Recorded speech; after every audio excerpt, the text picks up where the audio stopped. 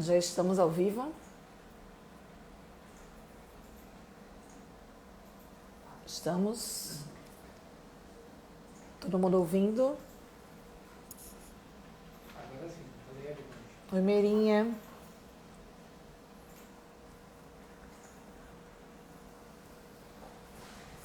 Tem que colocar a música, hein, pra ficar no começo animado.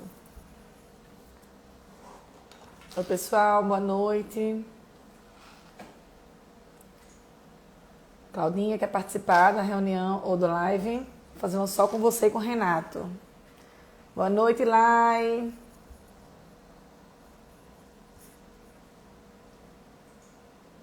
Oi, Jô.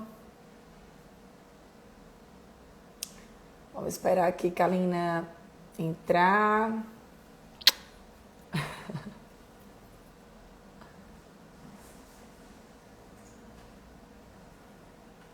Oi, pessoal, boa noite, sejam bem-vindos.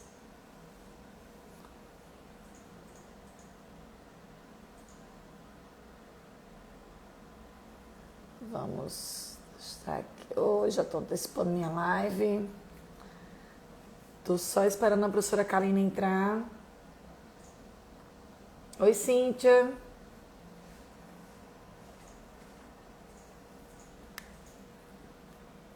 Tio Robson. Priscila. Vamos todo mundo chamar a Kalina. Oi, Felipe. Tudo bem?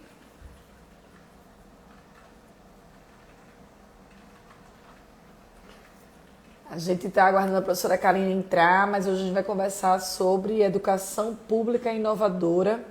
Será que é possível, hein, gente, inovar na educação pública e ter uma educação pública de qualidade? Oi, Joca. Chagas, tudo bem?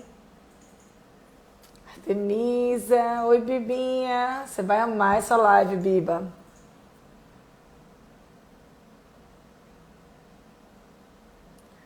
Todo mundo manda aí para a professora Kalina. Chama ela. Kalina! Vamos lá, vou chamar você.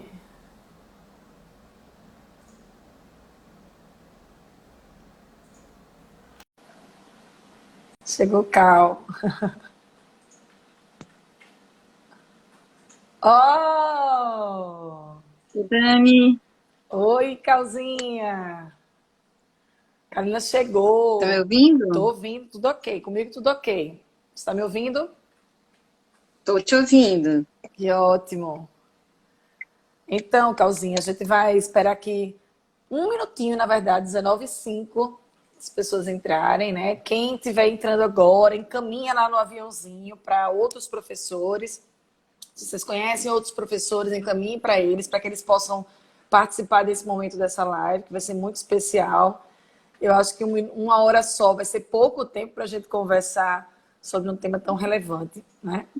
A Artemisa está ali, nós chamamos a Artemisa, nós amamos Kalina também, né?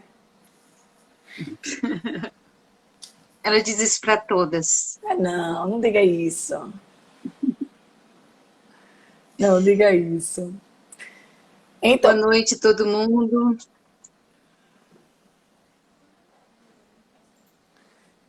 vamos lá, Cal. Estou Vamos, eu tô super aguardando ansiosa, você me dar um. ok? Eu estou Vamos lá. super ansiosa para a gente poder compartilhar o que a gente planejou para esse momento, né? E o que a gente acredita mesmo para a educação. Eu quero começar agradecendo o convite, não de você participar dessa live, mas de você participar da minha vida, né? Sempre me mentorando muito bem, sempre perto de mim em momentos importantes, profissionais e pessoais. E eu não sei se todo mundo que está aqui lhe conhece, mas eu queria que você se apresentasse, né? Kalina é minha amiga pessoal e uma excelente profissional com a qual eu tive a honra de conviver profissionalmente. E até hoje a gente compartilha muita coisa, né? Então, além de técnica de Laurinha, eu queria que você se apresentasse, Cal, como profissional e como pessoa. Vamos lá. Gente, boa noite. Dani, eu sempre agradeço muito por fazer parte desse caminho seu que eu tenho acompanhado já há alguns anos. Eu sou profissional de educação física, na verdade, sou professora de educação física, e atuo atualmente na área universitária, tenho um forte laço, não somente com a parte, né, de avaliação física, como todo mundo me conhece, mas eu tenho um vínculo muito forte com a formação acadêmica de professores e tenho trabalhado com isso em forma de consultorias e tanto na área da educação em escolas e universidades, quanto também na área corporativa, no ambiente administrativo de empresas. E, assim, eu aprendo tudo que eu converso com a Dani, que tem dentro dessa esfera, eu aprendo muito mais com ela, que é uma nossa referência de todo mundo que está aqui, provavelmente, em gestão, a capacidade que ela tem, eu falo que é 5D, de 5 dimensões, de visualizar tudo aquilo que é muito teórico, e ela consegue construir, colocar imagens úteis, né, nas palavras de muitos fóruns, de muitos congressos, de muitas reuniões. É realmente uma capacidade impressionante. Quem conhece de perto sabe o que eu estou falando. Ô, Cal, que Então, é honra. um privilégio, uma honra, é toda minha por participar desse encontro. E vamos lá. E aí a gente teve uma satisfação também que a gente, essa semana, o prefeito Álvaro Dias discutiu nos seus canais de debate a educação e a gente hoje vai discutir a educação numa esfera muito mais inovadora, né? Numa esfera muito mais tecnológica, né? E aí, hoje a gente, fechando o conteúdo da live, eu achei muitas frases muito relevantes da minha conversa com Kalina, mas eu queria que Kalina começasse dizendo para a gente o que a gente espera de tecnologia no ambiente escolar, assim, de uma forma geral, Cal. Então, vamos lá, eu vou usar aqui palavras que são simples, né? Já que a gente está fora do ambiente acadêmico. O que a gente espera quando vai falar de tecnologia, a gente espera falar da era digital, daquilo que é virtual, daquilo que é online, daquilo que envolve um aparelhamento bem sofisticado, como a robótica, como tablets, como computadores de ponta, como a capacidade de transmissão, de distribuição de dados. A gente sempre pensa muito nesse abstrato da tecnologia. Mas a tecnologia, ela já foi o fogo, ela já foi a criação da roda, né? E ela continua sendo, né? E aí ela sofreu algumas modificações ao longo do tempo, né? Por causa das necessidades, por causa também da era do imediatismo, né? A gente tem alguma coisa que vem por trás da nossa evolução, que é a economia de tempo e a otimização dos nossos serviços, né? Dos nossos produtos, né? Que eles sejam cada vez melhores, que eles nos façam ganhar muito tempo em relação ao que a gente chama de automação. O que é uma automação? É tudo aquilo que pode ser automático, tudo aquilo que não precisaria do trabalho braçal ou do trabalho humano. Então, a tecnologia, ela vem um pouco resolvendo esse problema, né, ao longo desse tempo inteiro. Mas a tecnologia, ela pode ser traduzida por uma forma, um processo, uma maneira de resolver problemas de forma eficiente. Como a gente faz isso, se tem uso de equipamentos, se tem uso dessa distribuição automática, ou se tem essa economia de tempo para, né, essa automação, é um ganho, é um traço da tecnologia. Mas ela vem da ciência, é a evolução da ciência. Perfeito, Cal. E aí, Eu acho que eu falei não, muito. falou ótimo. Eu estou aqui anotando, que eu estava falando, conversando com você hoje de manhã, a gente falou que é tecnologia maior na era da criação do fogo, da criação da roda, né? Então, isso foi, em dado momento, muito tecnológico, ainda é uma tecnologia importante, né? E que supre a necessidade de muitas Exato. pessoas de forma eficiente e, naquele momento, criativo, né? E aí, Exato. E ainda temos roda em automóveis, no avião, isso, né? A gente só desenvolveu a qualidade, mas elas continuam existindo. perfeito. E assim, talvez por sermos da educação física, a gente compreende muito a utilização dos games, na sua tradução mais simples, dos jogos, né, para se aprender alguma coisa. Mas eu queria que você falasse um pouquinho para a gente sobre a gamificação e o uso disso na educação, né, como forma de uma metodologia inovadora ou diferenciada do convencional e do tradicional. Ok, então eu vou falar. Gamificação é um termo que vem do inglês, né? E ele foi adaptado para o português, mas nada mais quer dizer que o uso de jogos, tá? Existe uma metodologia, existe um método que é derivado desse uso de jogos que a gente chama de aprendizagem baseada em jogos, né? Que a gente não vai falar sobre isso, mas é uma técnica para se usar o jogo como método de aprendizagem. Mas a gamificação, Dani, é o uso de jogos para fazer com que as pessoas aprendam por meio do jogo, do próprio jogo. Na educação física, a gente aprende assim, porque a gente aprende fazendo, né? O gesto esportivo ou o exercício que a gente utiliza para questões para o desenvolvimento da saúde, a gente vai aprender executando. No caso da educação, o jogo tem uma característica que é interessante. Muitos educadores defendem o uso do jogo dizendo que a criança aprende mais. Na verdade, não há nenhum estudo que diga que a criança vai aprender mais porque existe o uso do jogo. O que acontece é que o lúdico vai fazer com que você crie laços afetivos e você vai fazer passar mais tempo em contato com aquele conteúdo, enquanto aquele jogo é uma novidade, por exemplo. Por isso que é interessante que os professores diversifiquem o jogo, né, para fazer com que sempre tenha algo novo para se descobrir no uso do jogo, que não sejam todos os jogos muito óbvios, que a criança também cansa de brincar com a mesma coisa, né? Mesmo que ela continue sendo se sinta atraída pelo uso dos jogos. Mas, assim, o jogo é uma ferramenta importante para fazer com que a criança se motive a passar mais tempo em contato com aquele conteúdo. Isso é muito útil na educação. Engaja, né, e encanta no primeiro momento, né? Então talvez tenha a gamificação no começo de um processo de aprendizagem ou no começo da retomada de algum conteúdo ou desenvolvimento de uma competência, talvez possa ser uma ferramenta importante e tecnológica, né, para que a gente possa aprender com eficácia, com eficiência, de forma criativa, alguma competência.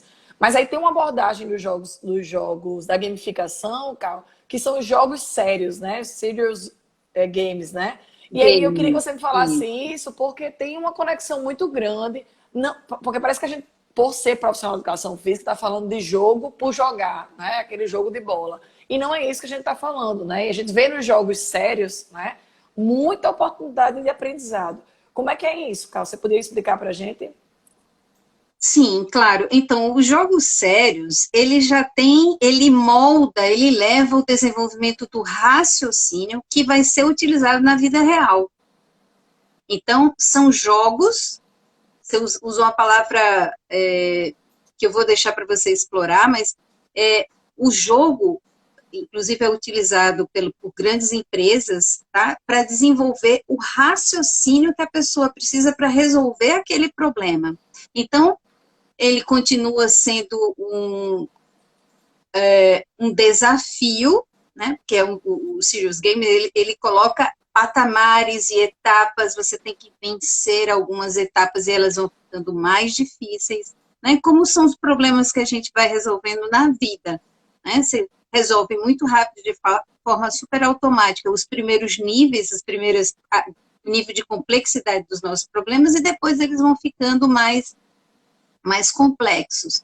E essa condição, esse desenho, essa estrutura de raciocínio, ela é reproduzida no jogo como na vida real. Tá? É uma simulação, né?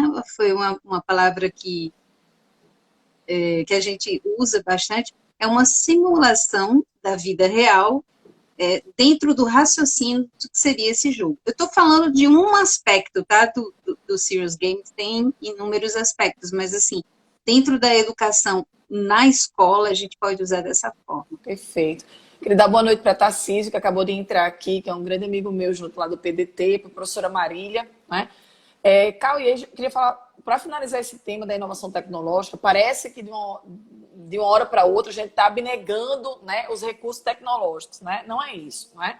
A gente destaca que a tecnologia ela não é encontrada só nos recursos virtuais, na TI, né, na tecnologia de informação, na computação, no gadget, no celular, no relógio, no smartphone, mas isso não deixa de ser importante, né? E aí, no setor público em especial, eu que estou aí pleiteando uma vaga na Câmara Municipal e pensando na colaboração que a Câmara Municipal deve exercer na gestão do Executivo, a gente precisa pensar em alternativas, né, de parcerias públicos-privadas que possam potencializar o acesso dessas crianças e adolescentes aos recursos digitais também, inclusive porque se aprende muito também com esses recursos, né? E além de se aprender muito, é o que elas vão se deparar na vida futura, né? Eu queria que você falasse um pouquinho sobre isso, porque eu vou até passar aqui, que eu tenho uma foto bem interessante para mostrar para vocês, não sei se vai aparecer, mas Kalina me ligou uma vez para falar com Laurinha, ela estava no meio dos Alpes, né, lá na França, e eu queria que você falasse sobre isso, Cal, porque aqui às vezes a gente vai em Pirangi e o celular não pega a internet.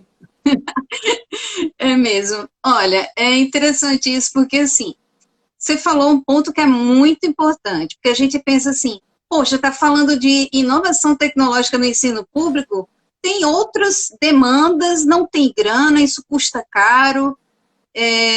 Eu acho, primeiro ponto, tem um custo que é alto, mas antes de falar do custo alto, a gente tem que falar do que acontece aqui no Brasil, e essa foto ilustra um pouquinho o que você está falando. Eu estava de férias, comprei um chip de 2 euros, coloquei no meu celular e liguei para você, e a conexão era assim, muito melhor do que a conexão que tem aqui na minha casa e na sua casa. Muito Então, mais caro, tem um inclusive, né? processo, exato, super barata, muito melhor.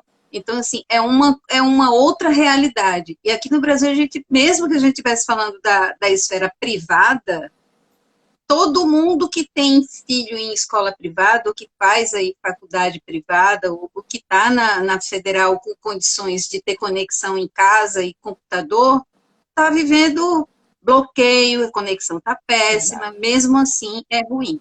Isso aqui é um ponto que a gente precisa melhorar como Brasil, independente de que esfera que seja, se a pública ou a privada. Isso é um ponto. O segundo ponto que você falou muito bem, Dani, que a gente tem que abordar é assim, não tendo esse tipo de tecnologia de ponta e melhor, a gente tem que encontrar meios não para abrir mão desse desenvolvimento. Claro que a gente tem que buscar parcerias, existem parcerias de empresas, existem soluções, mesmo que tenha que dar um passo atrás e usar o sistema de televisão, né, como se usava em telecursos antigamente, mas assim, a gente tem tem esses projetos, essas vias que precisam ser desenvolvidas junto com a tecnologia de distribuição no Brasil, mas existem outros meios que podem ser adaptados. Existem games que a gente faz virtualmente que a gente pode fazer na sala de aula, com o uso de cartões, enfim, com outros recursos materiais, com mímica e com inúmeras maneiras de se trabalhar. E isso É também é possível fazer tecnológico, essas né? adaptações. Isso Também é também é tecnológico, tecnologia. né? É interessante Isso. isso, Cal. É importante que você está falando aí, o nosso prefeito Álvaro Dias entrou aqui para assistir a nossa live e eu queria reforçar o trabalho que ele fez em várias escolas da rede pública aqui, o trabalho de valorizar os professores, de enaltecer a qualidade técnica das escolas. E eu acredito muito que os próximos 4 anos a gente tem muito para evoluir nisso. Cal, e aí assim, a gente junta essa parte da tecnologia, da gamificação, com algum propósito, né? E aí o modelo da escola criativa, né, que é uma abordagem que já se conhece há muito tempo, né? Mas que a gente vê esse modelo tradicional atropelar, né, os talentos individuais e fazer com que a gente não aproveite aquela competência nata do aluno, da criança ou do adolescente. A gente quase que obriga ele sistematicamente a seguir um caminho convencional e desejado pela sociedade. Eu queria que você falasse um pouco sobre esse conceito da escola criativa e as oportunidades que a escola criativa tem de forma tecnológica, de inovação para a educação de qualidade pública. Então, vamos lá. Primeiro detalhe é que, assim, a escola criativa é um legado do Ken Robinson, que é um inglês que faleceu, infelizmente, agora em agosto, de forma bem rápida. E ele fala o seguinte, a frase que conduz à criação da escola criativa é que a escola tradicional mata a criatividade. Perfeito. Na verdade, se confunde, funciona no mundo inteiro, tá? Não tem a Finlândia, que é a melhor educação, a Noruega, as escolas públicas do Reino Unido, não. Nas escolas, funciona dessa maneira, e é tradicional. No topo, a valorização maior estão as ciências, matemática, área jurídica, né? Em segundo plano, vem as linguagens, a história, a geografia, e, por fim, nós temos a educação física e as artes. E dentro das artes ainda tem uma subdivisão de hierarquia de importância. A música é mais valorizada, seguida da dança e, por fim, a dramaturgia. Perfeito. Então, você veja que se você tem um talento nato que está embaixo, né, dessa escala, você vai ser forçado a ser alguém ou fazer algum tipo de trabalho que você não gosta. E a possibilidade de você não ser bom é muito maior. Então, você esconde o seu talento e desaparece. A escola criativa, ela faz o caminho inverso. Ela aposta no teu talento, não deixa que ele desapareça, faça com que ele se desenvolva, e é uma conotação muito importante para que nós tenhamos profissionais de ponta em todas as áreas com o mesmo valor. Porque a criatividade, Dani, que é perdida, né, que morre, a gente chega bem criativo na escola e sai moldado, essa criatividade, ela pode ser definida como um processo de criação de valor nas ideias que você tem. É uma valorização das suas ideias. É uma maneira de resolver problemas com originalidade. Porque tudo na nossa vida, nós entramos na escola para a gente aprender a resolver problemas. Não interessa em que área seja. Verdade. Né? Então, se a gente não é bom naquilo, se o nosso talento, se a maneira de como eu vou resolver um problema é numa área que não é valorizada, eu jamais vou conseguir resolver problemas de maneira eficiente, como se eu tivesse realmente dentro do meu talento. E a escola criativa, ela aposta nisso, ela também vai resgatar esse valor, o valor da sua ideia e o valor do seu talento. Muito bom, Carl. Eu fico pensando assim, quantos astronautas, engenheiros, costureiras, não é? Assim, quantos profissionais se perderam em querer ser moldado por um modelo tradicional e completamente engessado de educação, não é? Sem que a gente fazendo com que a gente perca o potencial criativo, né, que uma criança dessa tem a colaborar com o desenvolvimento das cidades, né? Então a escola criativa pode ser, gente, o grande desafio, mas também o grande sucesso do desenvolvimento da humanidade. Porque é usar aquela competência nata daquele aluno, que mesmo sendo lá do fundão, né, a gente tem vários exemplos disso, conversando muito sobre isso hoje, né, Carl? A gente tem vários ex-alunos que têm uma competência incrível, né, para determinadas coisas, e aí entraram na universidade e, de repente, pelas demandas do mercado, viraram personal trainer, né? E talvez pudessem ser grandes engenheiros de material esportivo, né?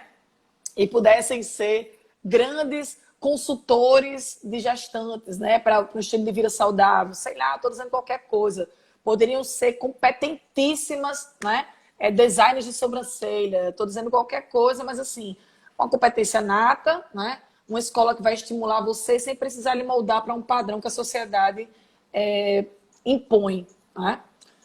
Porque a inteligência, ela tem 3 características, né? Eu não vou entrar aqui falando sobre a área da inteligência, mas assim, ela é ela é distinta, nós somos todos diferentes, nós não temos a mesma inteligência, ou o mesmo interesse. Eu não sou bom naquilo que você é, eu sou bom em outro detalhe. Ela é dinâmica, porque ela se molda como as áreas do cérebro, né? Ela vai se desenvolvendo em função dos nossos estímulos, né? O que é que está precisando, o que é que tem a necessidade.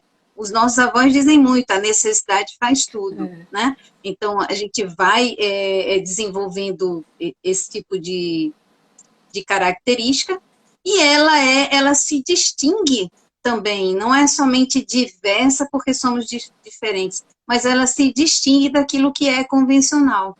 Então, são características, a gente pensa assim, o aluno ele só tira nota baixa, ele é muito burro, ou não é estudioso, não está nem aí, não se interessa, porque provavelmente aquilo que ele é bom não está nem ali na escola sendo explorado. Mas certamente toda criança tem uma inteligência e um talento nato, pelo menos um. Oi, eu vou fazer uma pergunta que não estava no script, viu? Vou ter que fazer. Como é que eu, professora, na educação pública, eu vou encontrar, eu vou descobrir esse talento? Porque no esporte a gente tem algumas ferramentas, né? Mas na sala de aula, Marília está lá dando aula e quer descobrir o talento de uma criança para ensinar, para estimular ele a desenvolvê-lo. Como é que ela pode fazer isso? Por isso que eu vou dizer, mas é uma parte do projeto, tá certo? Depois você faz propaganda. Eu vou ter que falar disso. O projeto, Dani, primeiro, o professor que está em sala de aula, ele precisa trabalhar, porque ele tem uma formação específica. Então, provavelmente, ele não vai ter olho, estou dizendo provavelmente, porque pode ser que o professor tenha, mas ele não estudou para ter esse olho, observar e saber. Esse garoto é bom nisso. Eu não sei de que nível que você colocou aqui essa pergunta. Mas o professor ele tem uma formação específica e ele tem o olhar desenvolvido para a área dele. Então, para a gente descobrir um talento, a gente tem que diversificar os estímulos. Perfeito. Né? Dentro da minha aula, eu tenho que diversificar. E é interessante trabalhar com outros professores em conjunto. Isso é uma característica que a gente vai falar daqui a pouquinho. Essa pergunta veio talvez prematuramente, mas trabalhar dentro de uma esfera em interação com professores de outros domínios, de outras áreas, que podem correlacionar algumas características que eles vão observar nesse aluno. Mas a resposta que eu posso dar, que é indissociável, e que independe de que assunto que a gente esteja falando, a partir de estímulos diversos. Porque quando a gente tem estímulos diversos, né, com características diversas, de áreas diferentes, a gente vai ver os olhos daquela criança brilharem, a gente vai ver a criança se expressando de forma diferente, ele vai se reconhecer como pessoa no mundo, e é nesse momento, que é um momento mágico, que a gente descobre esse talento. E aposta, né? Precisa ser apostado, né? Não basta só descobrir. É tão bacana você estar falando, que a Artemisa está aí vibrando muito com a live, né? E aí a Artemisa é profissional de educação física, nem todo mundo conhece ela, mas é profissional de educação física e é pedagoga, né? Pedagoga. É maravilhosa, né? Está no mestrado em educação agora e eu lembro que ela conversando comigo, ela disse... Doutorado. Desculpe, é doutorado já. É porque eu estou atrasadíssima. A Artemisa vai além, gente, né? Mas o que é interessante é porque eu lembro que eu conversei com ela um dia desse, ela fez, olha, a minha sala de aula é no interior do estado do Rio Grande do Norte, é uma cidade muito pequena, e ela disse, minha sala de aula, se a diretora abre a porta, ela vai dizer que é uma bagunça, né? Assim, os meninos estão todos fazendo uma coisa diferente um do outro e tal e tal, e eu vi a sala de Artemisa agora na sua fala, né? O estímulo à diversidade, o estímulo à criatividade, à autonomia, a educação centrada no aluno, né? Com foco nas descobertas individuais. Escola móvel. Né? Uma escola móvel. Escola móvel. Né? Perfeito, Cal. Aí vamos lá, deixa eu só passar aqui o slide que eu me perdi já aqui, gente, porque a gente vai falando, né? Porque nessa perspectiva de escola criativa, exatamente esse modelo de ensino que eu cito da professora Artemisa agora, é o que a gente pensa. quando a gente deixa o aluno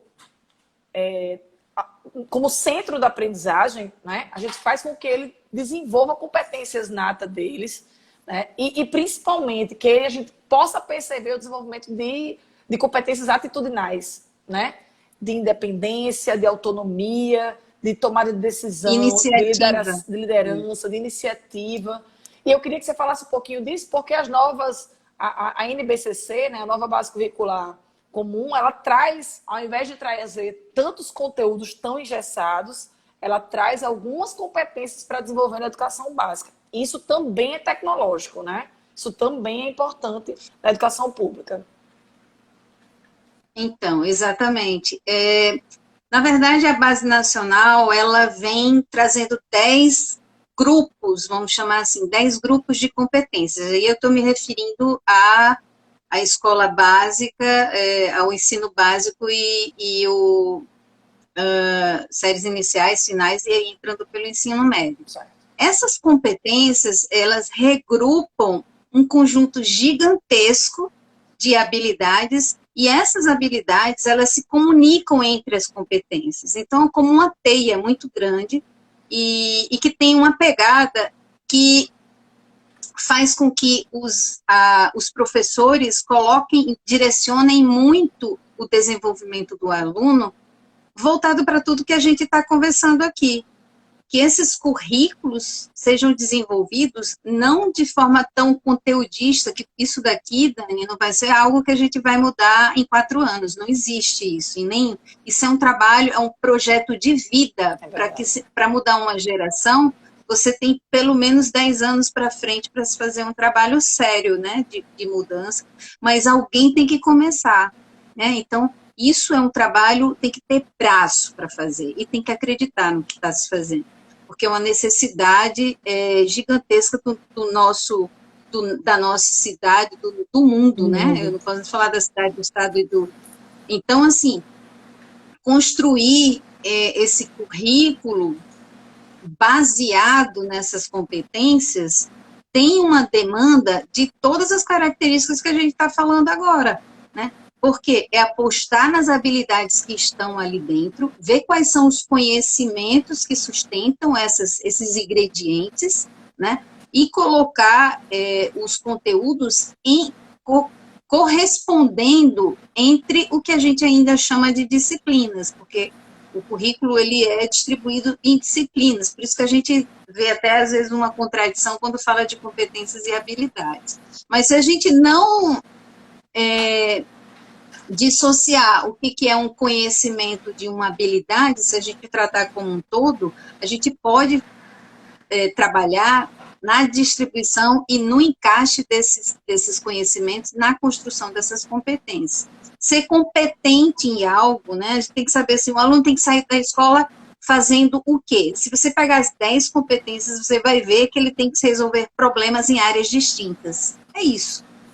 E para fazer isso, construir isso, tem que ter uma matriz curricular que seja completamente integrada com essas novas tecnologias, com essa educação inovadora. Caio, tá interessante isso, porque nesse período de pandemia agora, eu lembro que a professora mandava as atividades, aí no começo eu fiquei muito atenta às atividades que eu recebi da escola, e eu lembro que eu estava tendo muita dificuldade com o meu menor para assistir aula, e numa das atividades que a professora mandou, que eu não tive como ter o engajamento dele com o recurso digital, né, com o gadget, com o celular e tal, eu perguntei: professora, ao final dessa aula, com essa atividade, você espera desenvolver e estimular quais competências, né? E aí ela ficou meio assim, né? Nossa senhora, né? E agora o que eu respondo, né? Assim, ela inclusive teve dificuldade nessa comunicação, porque isso é uma coisa que é tão... para nós, talvez que tenhamos tido um encontro muito grande com o currículo baseado em competências, talvez seja uma coisa mais comum de se ouvir, mas para todos não, né? Então, na nossa formação, a gente não teve essa formação de um currículo baseado em competência, de uma disciplina, né? Eu lembro que a gente discutia muito que não era mais para ter disciplina, né? Não tem mais sentido ter disciplina. Um semestre inteiro na universidade era para desenvolver tais competências, né? Que inclusive eram relacionadas, né, com isso. Enfim, aí eu acho, Só para... sim. Ah, pode falar. Não, e aí, só para finalizar, isso é um projeto que tem que ser muito integrado, como você está falando, né? Então, você não tem como se separar é, a, a, a NBCC, a base comum, não tem como se separar da formação profissional, da atuação, da metodologia, da criatividade. Eu nem lembro mais aquele nome que você falou, mas a gente vai falar no final do treinamento funcional, porque eu achei bem Tem bacana. segredade. Trans, trans Tem segredade. Tem tem segredade, que é um termo integridade. do treinamento funcional. Que é perfeito. Depois ela vai A gente explicar, pode gente, se der falar tempo, mas sobre. né, eu tô correndo aqui, né, para dar tempo todo. Mas o que é isso? É porque as coisas. Não dá para fazer uma educação inovadora sem a tecnologia, sem uma metodologia diferenciada, sem pensar no currículo de competências, né? Sem pensar no. Né? Eu queria que você fechasse assim, esse conceito todo de desenvolvimento de competência no currículo e treinamento de habilidades. Eu vou falar um, uma palavra que vai reunir tudo isso, que é, na verdade, são duas, mas é a palavra aprendizagem significativa. Quando a gente aprende algo que faz sentido para a gente, quando aquilo dali é útil para a minha vida, eu consigo resolver um problema. E para eu aprender algo que seja significativo, eu preciso de um suporte integrado, de uma estrutura educacional bem alicerçada. É isso. Então, assim, aprendizagem significativa constrói competência, conta com métodos que sejam eficientes, uma equipe bem qualificada, que sabe usar esses métodos, que é bem integrada, né, que usa recursos de maneira não somente útil, mas recursos que são, de fato, indispensáveis do jeito que do jeito que a gente os concebe. Né? Então, a aprendizagem significativa é a espinha dorsal de tudo isso. É aquilo que faz sentido. É perfeito, Carolina, é perfeito. E se a gente aplicar, a gente está falando aqui da educação pública, educação básica, né? Mas a gente poderia falar para qualquer faixa etária, né? Para qualquer grupo Qualquer, Dani. educacional, né? A Melissa escreveu uma coisa super interessante aqui. Ela diz assim: o jovem de hoje faz parte da geração que nem trabalha, nem estuda, e eu vou dizer assim, na verdade, ele sai formado, igual que a gente, talvez pejorativo, mas assim, é o fruto de toda uma conjuntura, de toda uma história que não é de agora. Né? A escola é a única esfera que não se desenvolveu com tudo. Tudo se desenvolve, menos a escola que acompanha a evolução. E aí ele sai como o pato. O pato faz tudo, ele anda, ele voa e ele nada. Mas ele faz tudo mais ou Não faz menos, nada né? Você bem. vê como é que faz. Não faz nada bem, porque ele foi moldado a aprender a se dedicar àquilo que não é a veia dele, né? Ele não tinha que ser uma aprendizagem básica para a maioria e apostar no talento, não. Ele vai apostar ali onde é valorizado e rentável no teu futuro. Não interessa se você não gosta da área biológica para você ser um médico, não interessa se você não gosta da área jurídica para você ser um advogado. É isso que é respeitado na universidade, é isso que vai te dar grana, e se você não tem esse talento, você vai do mesmo jeito, vai ter que desenvolver, vai ter que fazer isso, ou então, e mata o teu talento, ou então não tem outra opção, você vai ser o pato, entende? E nisso a Eu gente acho que é perde mais ou grandes menos talentos, né? E nisso a gente perde e grandes talentos passam, exatamente. né? Interessantíssimo, Cal. Então, pessoal, eu vou seguir aqui para uns últimos slides, né? Então, eu queria que vocês, se tivessem perguntas sobre o tema, pudessem colocar aqui, né? O pessoal vai acompanhar aqui, que eu não consigo acompanhar porque eu fico focada em você, estou anotando tudo que você está falando. Mas eu queria que vocês, quem tiver alguma pergunta para fazer, podem deixar aqui nos comentários, o pessoal vai passar para mim para a gente responder no final.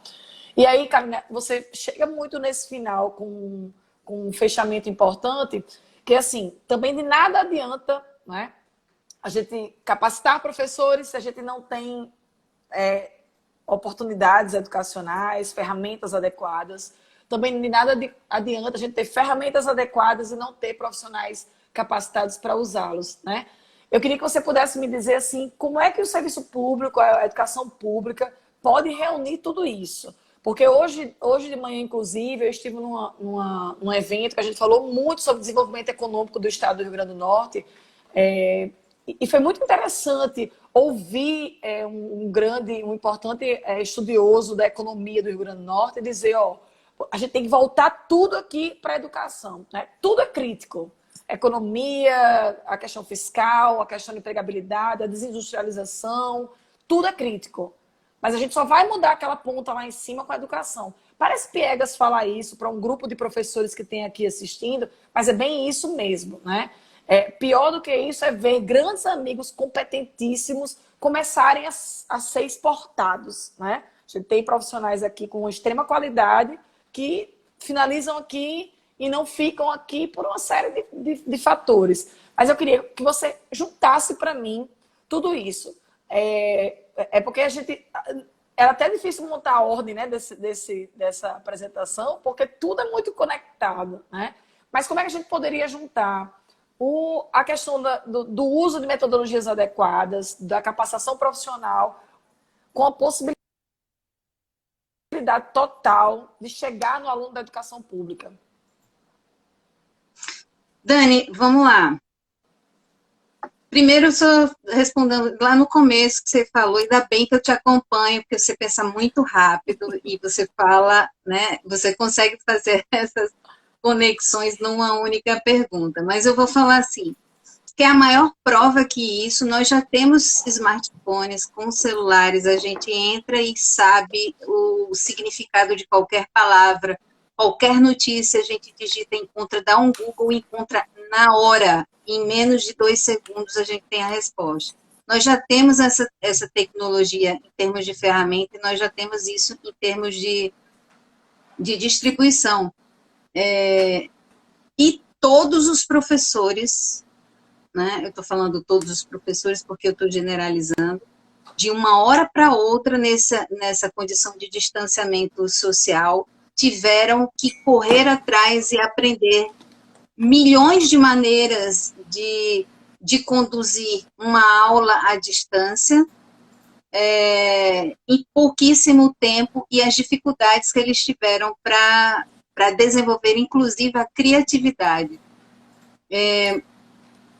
que foi perdida lá quando eles eram alunos da escola, né? Então, eles tiveram uma dificuldade gigantesca para fazer isso. Ou seja, não adianta o Estado trazer milhões de computadores e telas, quando, na realidade, existem pessoas que não sabem ainda utilizar um caixa eletrônico, né? Que já faz um certo tempo que a gente tem, né? Ou não utilizam, preferem utilizar dinheiro ou utilizar cartão, porque não tem...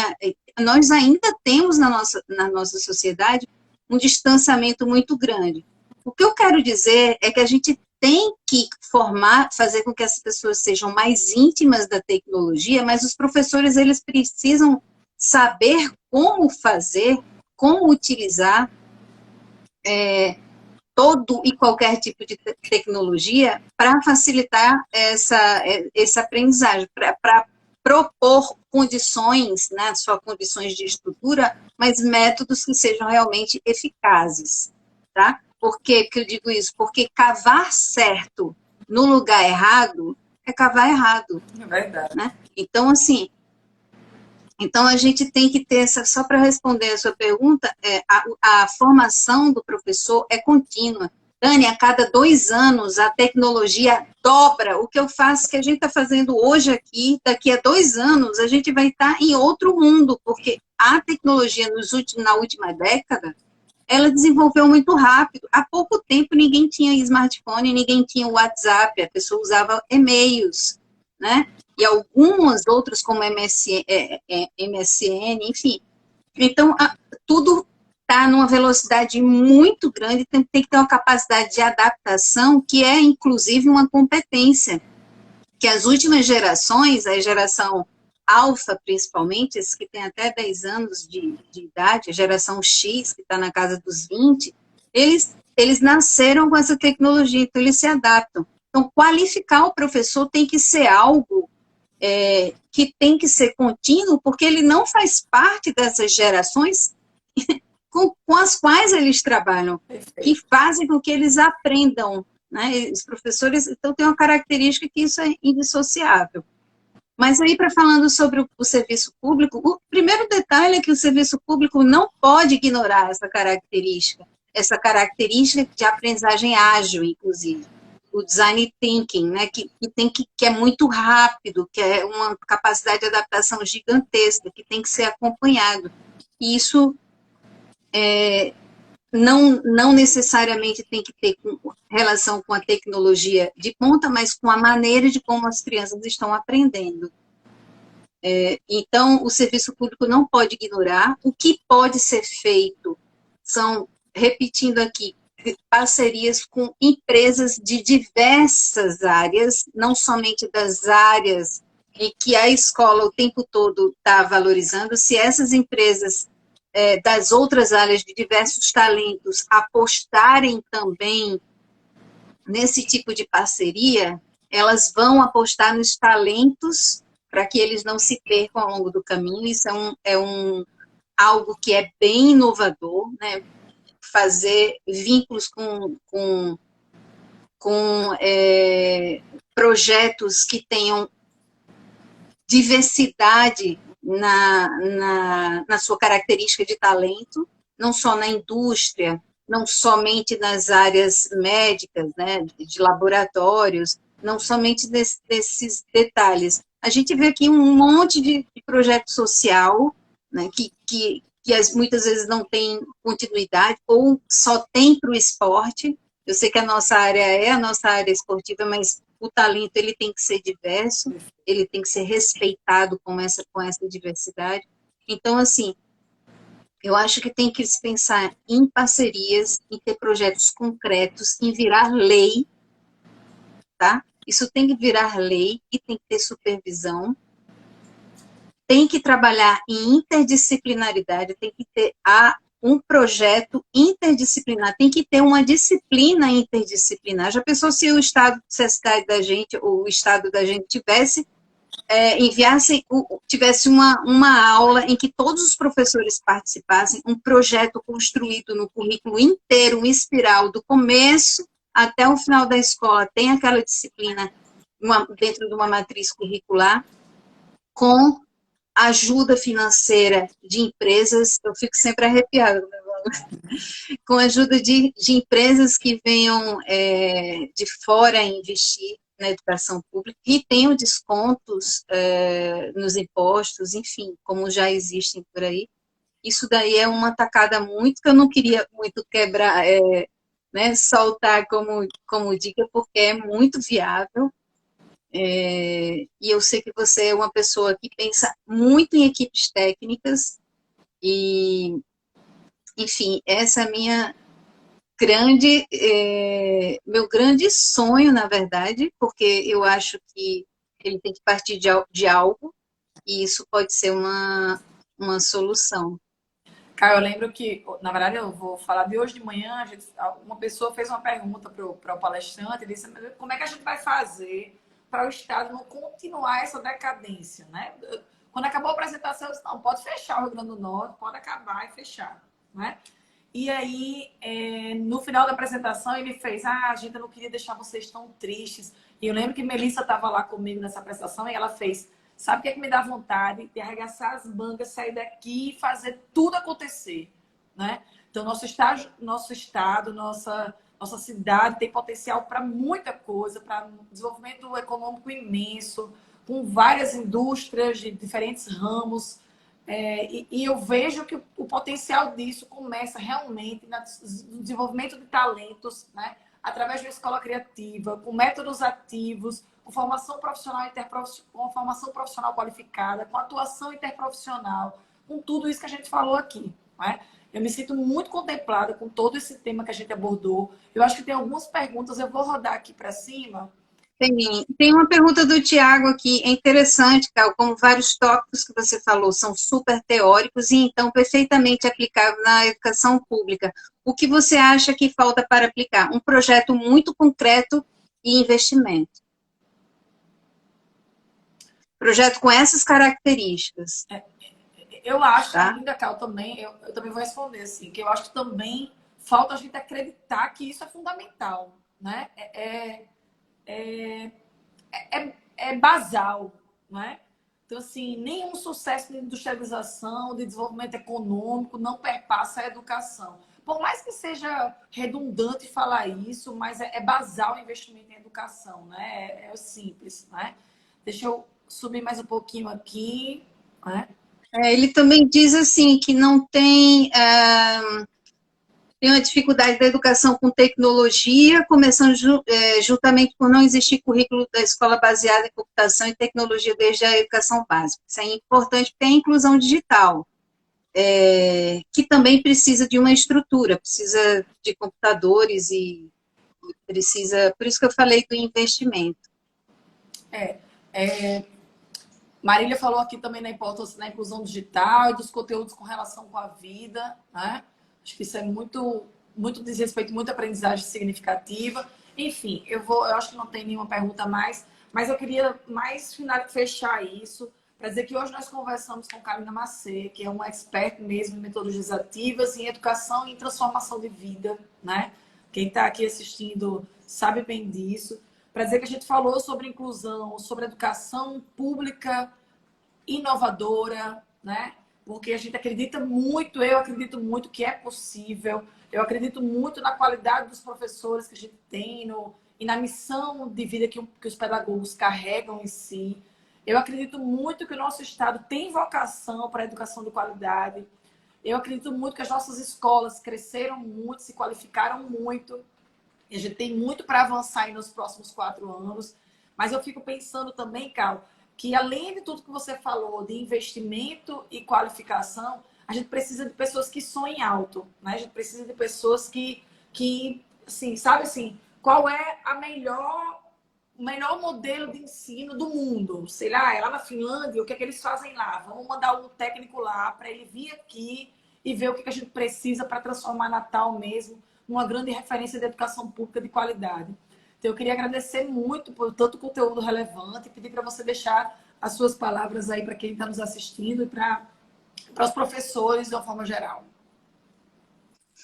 Bom, primeiro, Dani, eu que agradeço a oportunidade de falar sobre um tema que mexe profundamente no meu plexo solar, mexe muito comigo. Eu me emociono quando eu falo em educação. É a minha vida, eu não poderia ser outra pessoa se não fosse isso.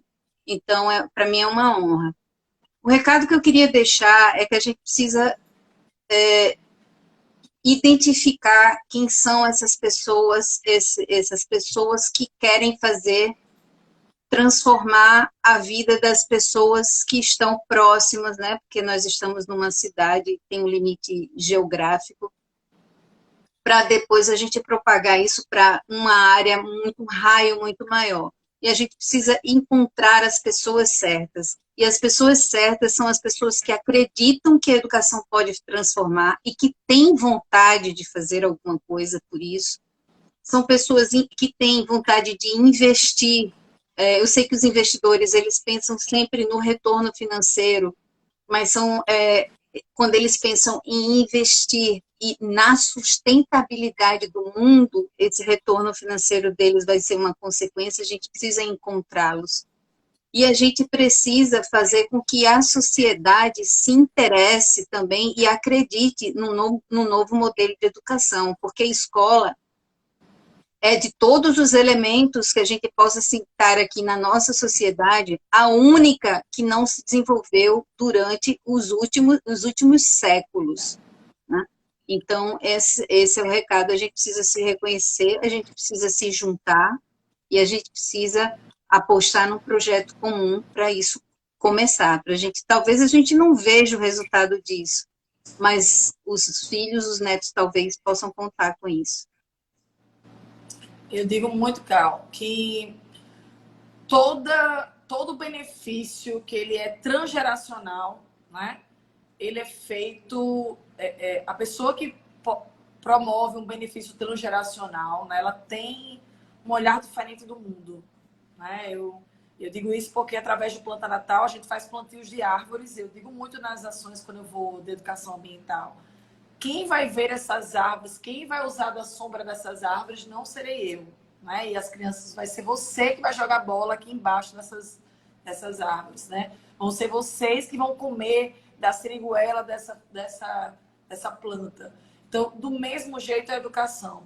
Muitas educadoras, muitos educadores assistiram aqui a nossa live e são educadores que têm uma real conexão com um legado transgeracional.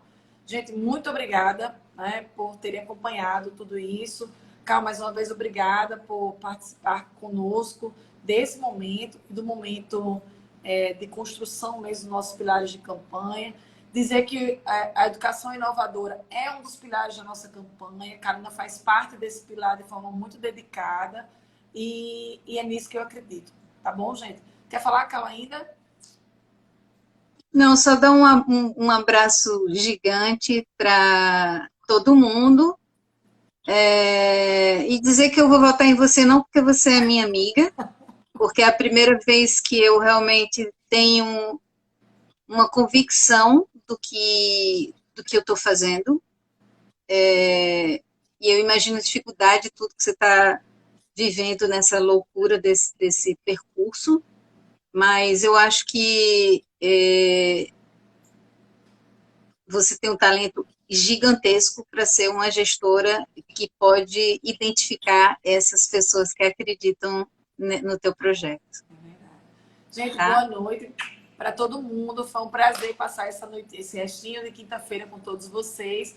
A gente vai ter outra live semana que vem com um tema super relevante. Marília vai saber bem, desenho universal. Nosso pilar da semana que vem é mobilidade ativa, Cal. A gente vai falar sobre desenho universal, que deve ser um conteúdo que você também conhece, né? Vai falar sobre uma cidade para todos, né? Uma cidade disponível para qualquer pessoa, tá bom? Muito obrigada a todos que assistiram e boa noite para todo mundo. Beijos.